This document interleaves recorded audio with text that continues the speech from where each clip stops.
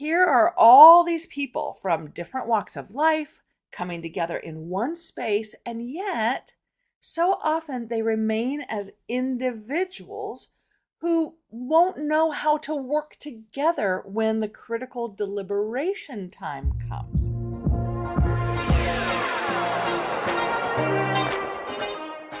Welcome to the Foster Your Voice podcast with me, Kristi Foster.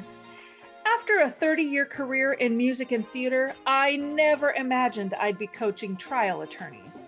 But once I entered your world, I quickly realized how critical and underutilized voice is in the courtroom. The truth is, you don't win trials with brute strength. You win with your voice. I'll give you tools to unlock your voice so you can communicate not just with purpose, but on purpose. If you want quick action tips to help you stay calm and in control, keep jurors engaged, and inspire your listeners to action, all through the power of your voice, you're in the right place. I'm Kristi Foster, and I'm here to help you foster your voice. Hello, Foster fam. Hey, welcome to today's episode of the Foster Your Voice podcast. I don't know if it's because it's summertime or if it's just been too hot or if hormones are at play or if I'm just on the brink of some growth or change, but it has been hard to stay on top of motivation recently. I'm just lacking some of that get up and go that I've had before, and I feel confident that it'll come back around, but in the meantime, I've got work to do. I've got projects to complete. I've got goals to achieve and chores to do and, life to live. So I was glad to have run across a reel from Big Think, where the author, Mark Manson, was sharing about the do something principle. I put the reel in the show notes along with the longer article from his website that I read when I was taking a closer look at this principle. The basic premise is that when it comes to motivation, most of us are doing it backwards. We wait to feel some sort of emotional inspiration, and then we are motivated to take action. Well, no wonder we stall. We're waiting on a feeling to propel us, and as Mark says, sometimes feelings are kind of negative, which then further prevents us from taking action. Sometimes our feelings about something cause us to retreat even more, and then we're really screwed. So how do we combat this? How do we find a way forward when feelings aren't necessarily there? Mark suggests that we flip the model. Instead of emotional inspiration leading to motivation, which then leads to action, how about we start with action, which leads to inspiration, and then we're motivated? His do something principle is simply that. Do something. Anything, no matter how small. And by successfully taking even the tiniest action and completing it successfully, the brain celebrates and says, hey, look, we did it. Maybe we could do more. And that's where inspiration is sparked and motivation is fanned into flame. Now, of course, this isn't a new concept, and Mark even says that. He just codified it into this teachable principle. But I've heard it expressed in mindset groups and professional development communities, and you maybe have too, with phrases like action creates clarity or action breeds creativity. The idea is that it's taking action itself that opens up the blockage. So act even before it makes sense and even before you have everything dialed in, which is really hard for me as a perfectionist. That's what I'm combating. Another phrase, or really I guess it's more of a prompt that is along the same lines is, can I just ... Meaning when you're facing a task that just seems too big or has too many parts, or when you're easily overwhelmed by the prospect of things in their entirety, that's a good time to ask, can I just, and fill in the blank. Maybe going to the gym might be daunting, but can I just stand up on my desk and stretch above my head and then bend over and touch my toes? Or you can go even smaller. Can I just stand up and then sit back down? What we find, and by we, I mean the scientists and thought life practitioners who do these kinds of studies, we find that when you stand up to do the quick stretch, the brain will sometimes say, okay, let me do a couple squats while I'm up. And while I'm here, I might as well go to the kitchen and fill up my water bottle. And we start to stack tiny things together, and eventually we build up to the bigger, more daunting task. We didn't wait for motivation. We took action. So another phrase that I've enjoyed is, you don't feel motivated, you practice motivation. Don't wait for the feeling. Just do something. You know what I hate? Being misunderstood. It's actually one of my biggest fears, if I'm honest, right up there with birds. Yes, I'm afraid of birds. Leave me alone about it already. Being misunderstood is just the worst, though. Trying to communicate something and seeing that it's just not landing the way you intend. Too harsh of tone with your kid or spouse that ended up setting them off. A thinking face that got interpreted as annoyance or irritation and ended up shutting down the conversation and leaving you baffled. It's so frustrating in our personal lives, but in the courtroom, your mismatched communication profile could break your case and lose you a deserving verdict.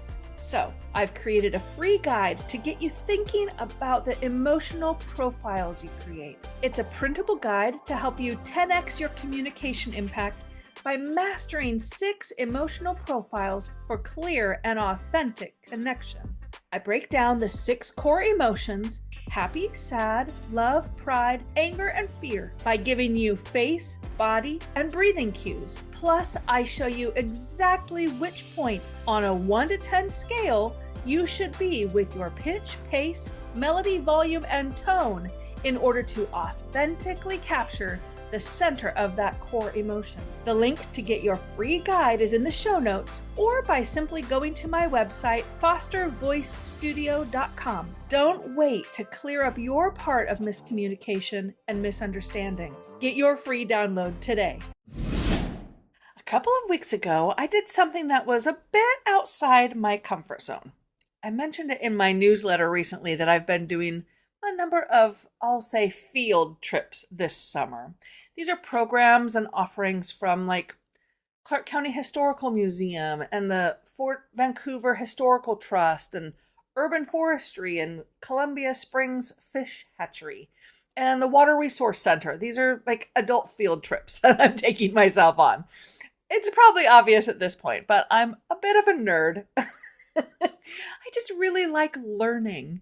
And through the local library and other public works organizations, there are some really incredible free or inexpensive tours and site visits and nature walks that I don't usually get access to. They're not offered year-round. Here in the Portland, Vancouver area, you might not know this, but it's rainy a lot of the year. So when we have these great summer months, that's when all the fun programming happens. So I try to take advantage of it every year.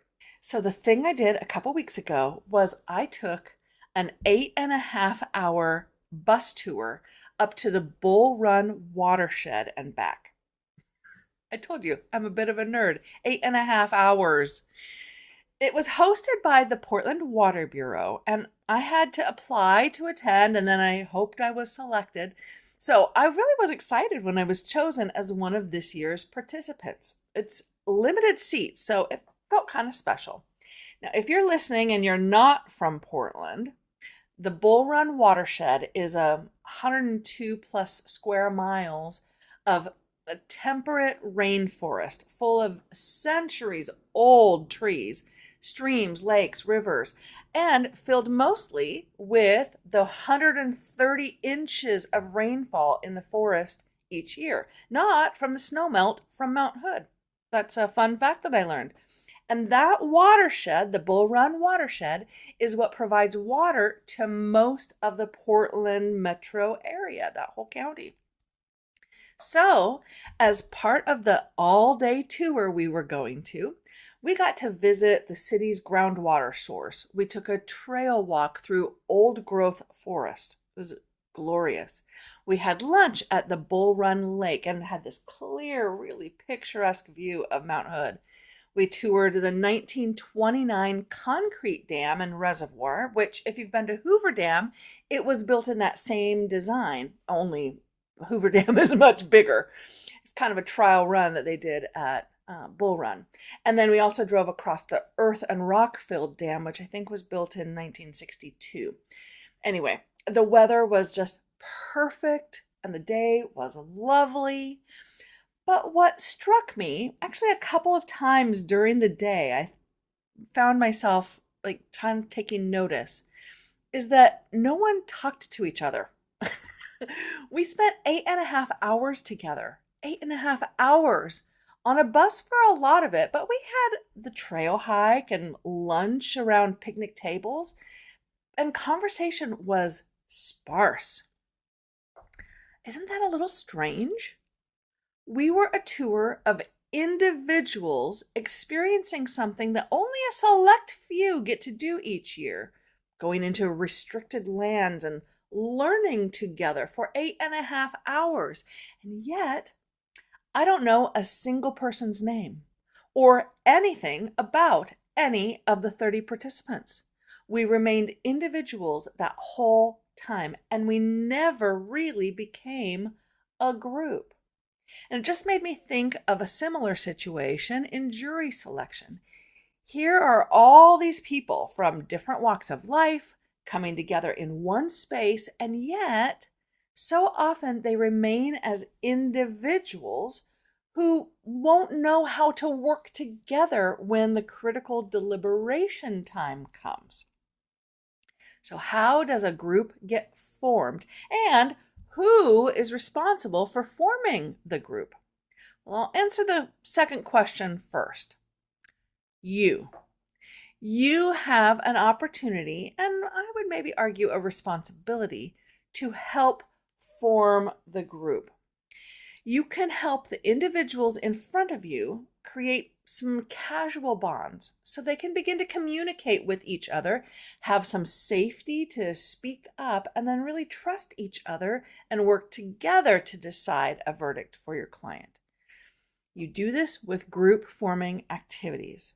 Have them look around or look at each other during voir dire. Have them talk to each other and create conversational moments between them. Now, even though on the bus tour, we did go around and briefly introduce ourselves, that wasn't sufficient. Because somewhere during the hours of lecture, which was interesting, by the way, and vocally, she kept our attention, which I was really pleased for as the voice teacher. Somewhere in there, she could have had us turn and talk, discuss something with our seat partner, or turn to the people in the seat behind us and figure out something as a foursome, or even divide the bus down the aisle and have the right side and the left side have a little competition. These are the 3 big ways to help form a group. Make eye contact, talk to each other, and do things together. Somewhere along the tour, when we were out of the bus, there could have been small group activities, something we could do together.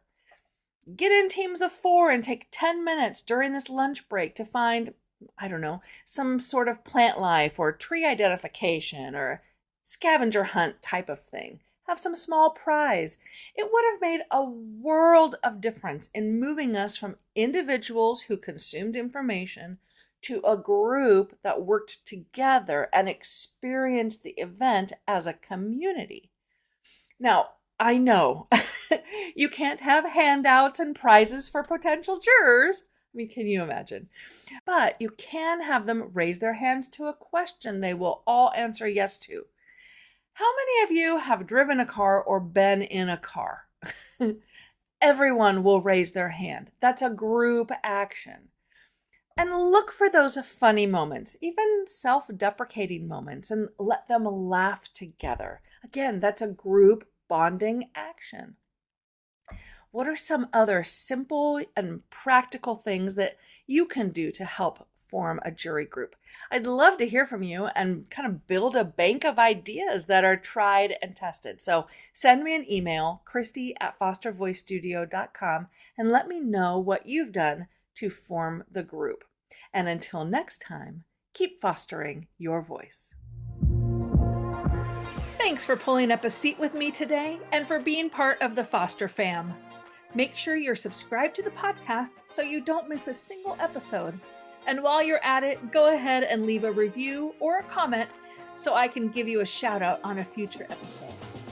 During the week, you can find me on Instagram @FosterVoiceStudio, where I'm dropping little nuggets of vocal technique and leadership wisdom. You can also join my mailing list by visiting fostervoicestudio.com or by clicking the link in the show notes. I'll send a weekly vocal tip every Tuesday directly to your inbox. Until then, keep fostering your voice.